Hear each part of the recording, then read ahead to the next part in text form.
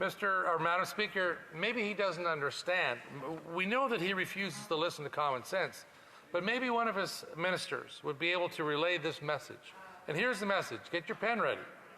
A tax on farmers is a tax on food, period. It's pretty simple. But look, it's worse than that. It's a tax on healthy, locally grown food. It's annoyingly costing the consumers more to buy food, but that generally seems to sum up the Liberal approach.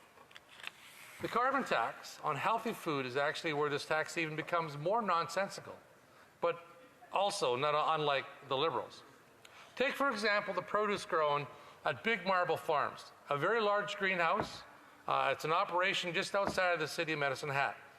Madam Speaker, did you know that carbon dioxide is used to feed greenhouse horticultural crops?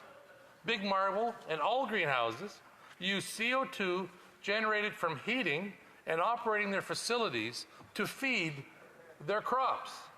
Just think about how nonsensical the carbon tax really is, when you consider that. The Liberals tax the very CO2 that enrich greenhouse crops, that utilize the CO2 to fully photosynthesize their potential. This environmentally friendly process of using the CO2 generated from greenhouse operations using natural gas helps grow their plants. And yet, the Liberals claim that for environmental reasons, they need to tax the carbon tax that produces fresh vegetables. And just to illustrate further, Madam Speaker, Big Marble Farms will pay over $500,000 in carbon taxes this year alone. $500,000 for feeding their crops, the produce that they actually grow in the greenhouses. Our agricultural producers across my riding will each spend tens of thousands of dollars annually on the carbon tax.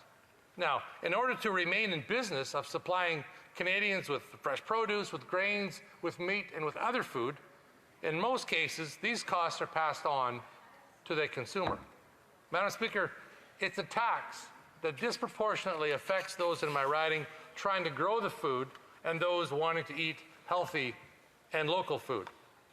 Now, let's take that same greenhouse-grown produce and compare it to food that we see in our grocery stores from other countries that is not subject to a ridiculous tax.